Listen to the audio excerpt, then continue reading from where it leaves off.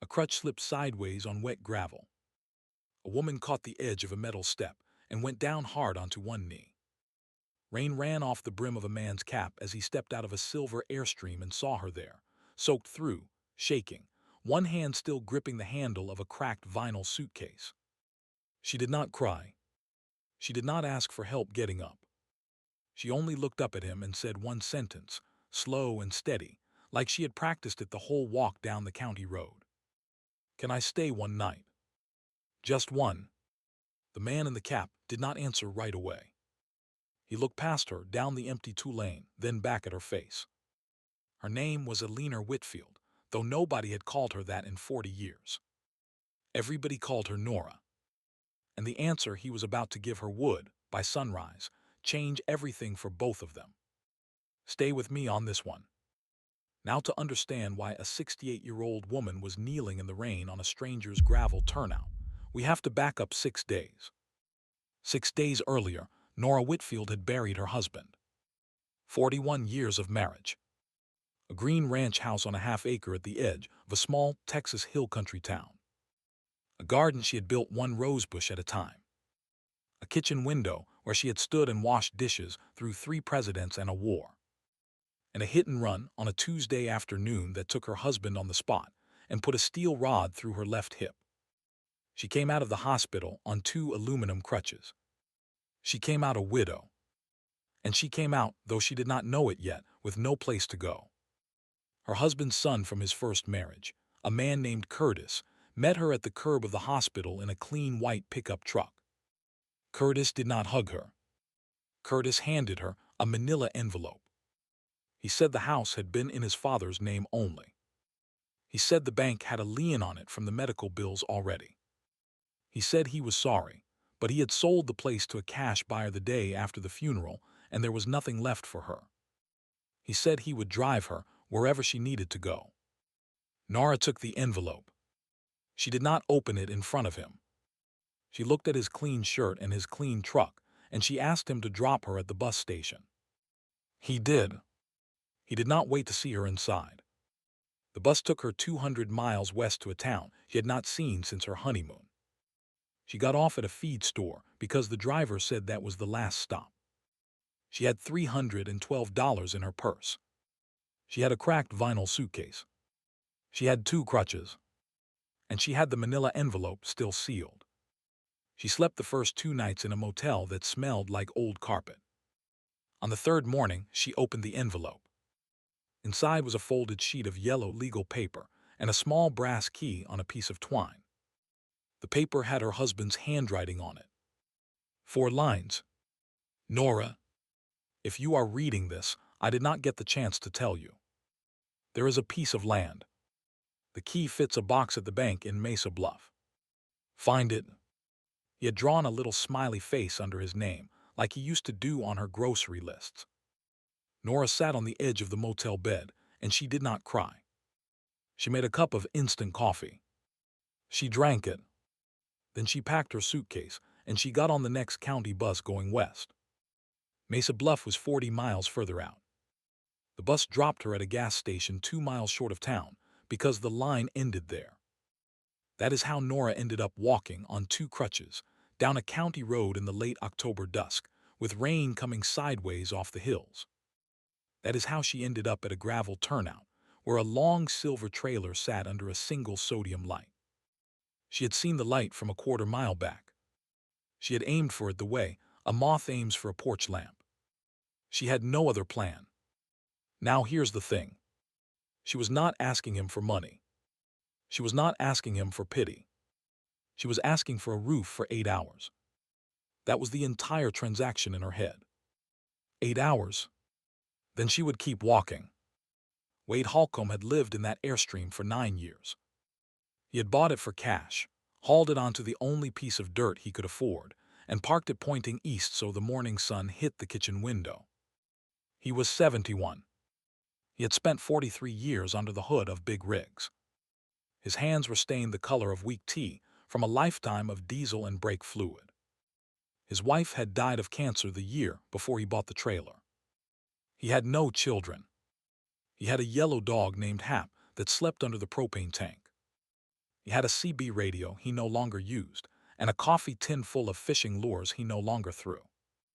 He kept the Airstream waxed because it was the only thing he owned that still looked the way it was supposed to look. Every Sunday morning, he polished the curve over the door with a cotton diaper and a tin of paste. People driving by sometimes pulled over just to take a picture of it. Wade never came out for the pictures.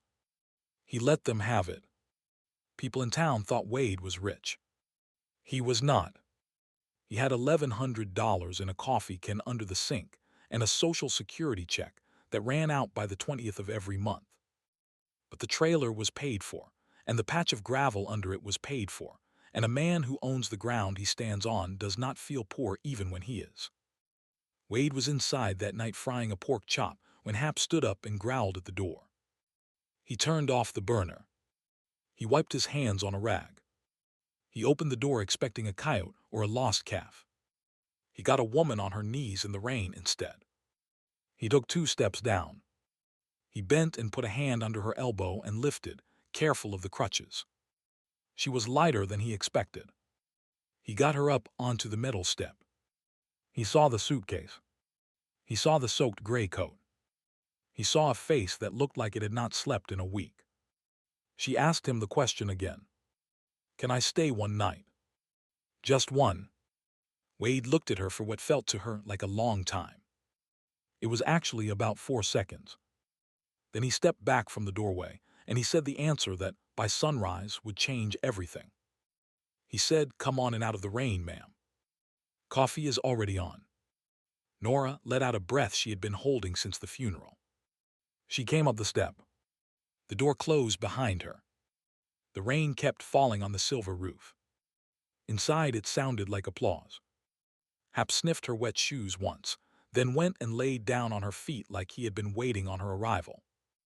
Wade did not ask her name that first hour. He handed her a folded towel and a flannel shirt that smelled like cedar. He turned the propane heater up 2 notches. He poured her a cup of black coffee, then thought about it and added a spoon of sugar without asking. He put the pork chop on a second plate and slid it across the little fold-down table. He cut her piece in half because he saw the way her hands were shaking, and he did not want her trying to work a knife. He sat across from her. He ate. She ate. The rain hammered the aluminum roof. Hap stayed pressed against her ankle the whole time. Wade noticed that. Hap did not do that for everybody. Hap did not do that for almost anybody. After a while she said her name. "Just Nora." He said his. "Just Wade." He asked her if anybody was looking for her. She said no. He asked her if she was running from anybody. She said no. He nodded once and did not ask anything else. He washed the dishes in the small sink. He pulled out the sleeper cushion that doubled as a couch and made it up with a clean wool blanket and a pillow that still had the store crease in it. He told her the bathroom was the door on the left and the water was hot if you let it run a minute. He told her to call out if she needed anything. He told her Hap would sleep next to her if she let him. Then he climbed up into the loft bunk over the cab and turned out the light. Nora sat in the dark in a stranger's trailer in a town she did not know. She had been treated gently for the first time in 6 days. Her hip ached. Her hands shook a little from the cold. She lay down. Hap jumped up and curled against her side. And for the first time since the hit and run, Nora Whitfield closed her eyes without bracing for what tomorrow was going to take from her next. She slept like a woman who had been carrying a bag of bricks and was finally allowed to set it down. Outside, the rain slowed to a soft tick on the roof. Inside, the trailer creaked gentle in the wind. Wade did not sleep right away. He lay in the loft looking at the curved ceiling, and he thought about a yes he had given without really thinking about it. He thought, that woman has somewhere she is going. He thought, I do not know what is in that envelope she keeps holding even in her sleep. He thought, in the morning I will drive her wherever she needs to go. Then he slept too. Wade was up at 5:30 out of habit. He started the coffee quiet. He cracked the door so Hap could go out. He looked across the gravel lot at the sky. The rain had stopped. The sun was a thin pink line over the hills. He turned to put the percolator on, and that is when he saw it. Nora was already awake, sitting up on the cushion in his flannel shirt, holding the manila envelope in both hands. She was staring at the wall of the trailer. Specifically, she was staring at a framed piece of paper Wade had hanging next to the spice rack. It was a copy of the deed to his little patch of gravel. Wade had framed it 9 years ago because it was the first piece of land he had ever owned, and he was proud of it. Nora was looking at that frame like a person who had just seen a ghost wearing her dead husband's coat. She lifted one finger. She pointed at the deed. She said, "Where did you get this land from?" Wade said, "County auction 9 years back. Bank had taken it off some old fellow who passed without heirs." Nora said the name on the original deed before the bank. Wade said it. "Whitfield." Nora opened the envelope in her lap. She unfolded the yellow paper. She turned it so Wade could see her husband's 4 lines of handwriting. She said, "Wade, my husband's name was John Whitfield. He grew up on this exact patch of gravel. He told me once his daddy lost it for back taxes in 1976. He told me he tried to buy it back his whole life and never could." She held up the brass key. She said, "There is a safety deposit box at the bank up the road with my name on the ticket. He left me whatever is in that box and a piece of paper that says find it." Wade set the coffee pot down very slowly. He sat on the bench across from her. He looked at the framed deed on his wall. He looked at the woman on his couch. He said, "Ma'am, I think we better go see what is in that box." They were on the road by 7. Wade drove her white-knuckled and quiet. Nora rode in the passenger seat of his old pickup, with the envelope on her lap and her crutches between her knees. The Mesa Bluff Savings and Trust did not open until 9. They got coffee at a diner. They sat in a booth by the window. Wade did not eat. Nora ate one slice of toast and made it last. The waitress refilled their cups twice without being asked. The sun came up over the hills and put a slant of warm light across the booth table and across Nora's hands.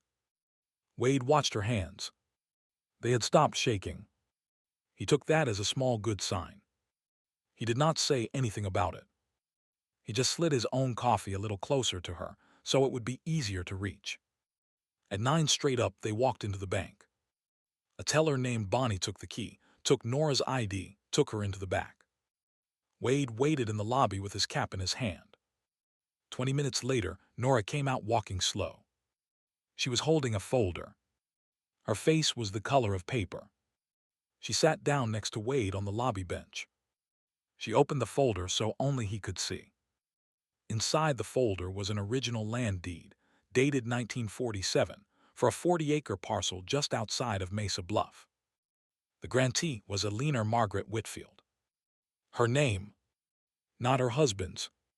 Her name, signed over to her by John Whitfield in 1971, the year they were married. Recorded with the county. Notarized.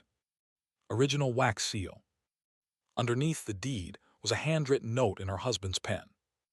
"Nora, I bought it back in 71 for $1 and put it in your name only. Curtis does not know. Nobody knows. It is yours." The 40 acres ran from the back of the gas station east to the county line. Wade's gravel turnout, the one his Airstream was sitting on, was the front corner of those 40 acres. Nora closed the folder. She did not say anything. The lobby clock ticked. Outside, a delivery truck shifted into second gear. Wade looked at her. Nora looked at her hands. The room felt very still, the way a room feels just before a phone you have been waiting on finally rings. That stillness lasted exactly until the front door of the bank opened. A man in a clean white pickup truck walked in. Same truck from the hospital curb. Same clean shirt. It was Curtis. He had a folder of his own under his arm and a real estate agent in a gray jacket behind him. Curtis did not see Nora at first.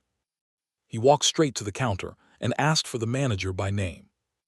He said he was there to finalize the transfer of the Whitfield parcel. He said his late father's estate had cleared probate that morning. He said he had a buyer waiting and a wire ready. Nora's knuckles went white on the folder in her lap. Wade went very quiet beside her in the way. A man goes quiet right before he stands up. Curtis turned. He saw her. His clean face did one small twitch and then went smooth again. He walked over. He said, "Nora, I have been trying to call you." Nora said, "No, you have not." Curtis said, "This is not the place for a family discussion." Wade stood up. He was a head taller than Curtis and a lifetime harder. Wade did not raise his voice.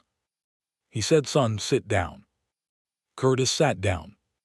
The real estate agent in the gray jacket suddenly found a brochure very interesting. Nora opened her folder on the lobby coffee table. She turned the original 1947 deed around so Curtis could read it right side up. She tapped her own name on the grantee line. She tapped the 1971 transfer. She tapped the wax seal. She said, "The land is not your father's estate, Curtis. The land is mine. It has been mine since the year I married him." Curtis's mouth opened. Nothing came out. Nora kept her voice low. She said, "You sold the house out from under me on a Wednesday. You handed me an envelope at a curb. You did not even wait to see if I went inside the bus station. Now you walked in here today to sell 40 acres that were never yours to a buyer who does not know what you are." She closed the folder. She said, "Go home, Curtis." The bank manager was standing in the doorway of his office by then. He had heard enough. He politely informed Curtis that any transaction concerning the Whitfield parcel was suspended pending review of the original recorded deed. He politely informed the real estate agent that her buyer was going to need to wait. Curtis stood up. He looked at Nora for a long second. He looked at Wade. He walked out. The clean white pickup pulled away. The lobby clock kept ticking. Bonnie the teller, who had not moved in 5 minutes, finally exhaled. "If you are still with me, hit that subscribe button. It tells me you want the rest of these." Because the rest of this one, believe me, is the part that mattered most to Nora. Wade drove her back out to the Airstream around 11. Neither of them spoke for the first 10 miles. Then Nora said, "Quiet, I do not want to take your home from you." Wade said, "Ma'am, it was never my home. It was your husband's home before it was mine. I have been a guest on your land for 9 years and did not know it." Nora said, "You bought it fair at auction." Wade said, "I bought a deed."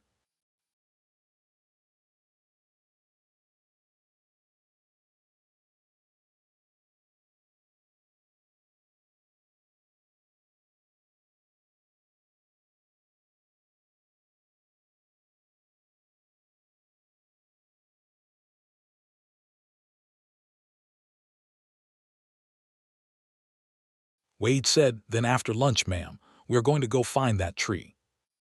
They walked the back of the property that afternoon. Wade carried her crutches part of the way. He cleared sage with a hand sickle. He held back the low branches of mesquite for her. Twice he stopped and offered to turn back. Twice she said, "Keep going." They got past the collapsed barn. Hap ran ahead through the brush and came back wagging. They found the tree. It was still standing.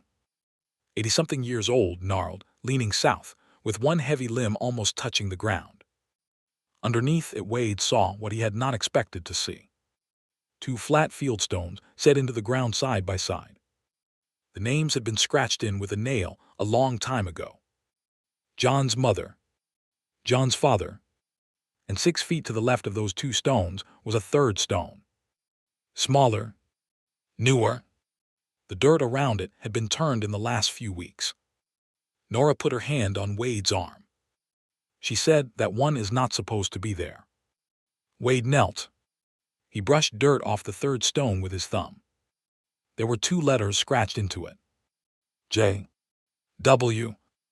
Underneath the initials, a date. The same Tuesday afternoon Nora's husband had died. Nora went down on her good knee next to the stone. She put her hand flat on top of it. Wade stood back. He took his cap off. He did not say a word. Nora stayed on her knee for a long time. The wind came down off the hills and moved the leaves of the live oak above them in a slow, steady whisper. After a while, Nora said out loud, "You brought yourself home, John. You brought yourself home." Wade looked away to give her the moment. When she was ready, she put a hand up, and Wade lifted her under the elbow the same careful way he had lifted her off his metal step the night before. They walked back to the truck slow. They drove back to the Airstream slow. They did not speak. They did not need to. The sun was setting behind the hills by the time Wade pulled up to the silver trailer. He cut the engine. He sat there a minute with his hands on the wheel. Then he turned to her and he said, "Ma'am, I am going to do something tomorrow morning, and I want you to let me." He said, "I am going to sign that gravel lot back to you. I am going to walk into the courthouse and put your name on it where it always belonged." He said, "I will move the Airstream one row over onto the next patch over the fence. The fellow who owns that strip has been after me to take it for 2 years. He will sell it to me cheap." Nora said, "Wade, you do not have to." Wade said, "Ma'am, I have to. Because if I keep this lot one more day, I keep it knowing. And a man cannot own a thing once he knows." Nora was quiet. Then she said, "All right, Wade." "All right." She said, "But you come for supper. You come every Sunday. You and Hep." Wade said, "Yes, ma'am, I will." And that was the deal. The county clerk's office processed the corrected deeds the following Tuesday. 40 acres back to a leaner Margaret Whitfield. The gravel turnout transferred from Wade Holcomb to the same name for a recorded price of $1. Wade moved his Airstream 40 feet east onto the next strip of dirt the very next day. He bought that strip for $900 cash out of the coffee can. He hitched the trailer to his old pickup, eased it forward, set the brakes, and dropped the jacks one corner at a time the way a man eases an old friend down off a porch. Nora watched him level the trailer with a yellow bubble. She made him a sandwich at noon. Tuna salad, no crust, a little pickle on the side the way she had made them for John for 41 years. He ate it sitting on her step. He said it was the best sandwich he had had since his wife passed. Nora put a hand on his shoulder for 1 second and took it back. That was the closest the two of them came to anything more than friendship that whole first year. It was enough. There was a sheriff's deputy who came out to the property on Thursday. He had been asked by the county to look into the third stone under the live oak. A medical examiner came on Friday. The remains underneath were John Whitfield's. Curtis had paid 2 men to drive the body 200 miles west and bury it on the family parcel, the same night Nora was in the hospital. He had done it, the deputy explained gently, to start a clock on probate and adverse possession that he thought would let him sell the land before anybody noticed. He had not counted on his stepmother making the same 200-mile trip on 2 crutches, with a yellow legal paper in her purse. Curtis was charged with abuse of a corpse, fraud, and tampering with a deed. He took a plea. He did 18 months. The real estate agent in the gray jacket lost her license. The cash buyer got his wire back and never came near Mesa Bluff again. Nora did not go to the sentencing. She did not write Curtis a letter. She did not take his calls from the county jail. She had a cemetery to build. She had her husband moved 20 feet, out from under the leaning live oak and into a proper plot beside his mother and father, with a real headstone and his full name spelled out and the dates correct. A stonemason out of Mesa Bluff did the work for cost and would not let her pay extra. She paid for the stone and the plot out of the small life insurance check her husband had taken out in 1983 and kept current every single year of their marriage. She had not known about that policy either. The agent who handled it told her John had paid the premium in person, in cash, every January, like a man putting an envelope under a pillow. It turned out he had been quietly taking care of her for a very long time. Nora moved into a small white house at the front edge of the 40 acres in the spring. The house had been empty for years, but the bones were good. Wade helped her patch the roof. Wade helped her hang a screen door. Wade helped her replace 2 sash windows that had gone gray with weather. He brought a man named Earl out from town to look at the well, and Earl said the well was fine, you just had to prime it once a season. Wade helped her plant a single rose bush by the front step the first warm Saturday in April. She named the rose bush John. She told Wade that was a silly thing to do. Wade said, "No, ma'am, that is exactly the right thing to do." He did not move into her house. He stayed in the Airstream 1 row over. He came for supper on Sundays. Hap slept on her feet every Sunday night and walked home with Wade on Monday morning. People in town who had known the Whitfields back when started stopping by. A woman brought a casserole. A man brought a fence post. A retired schoolteacher brought a small leather Bible with John's name written in the front in a child's pencil, dated 1953.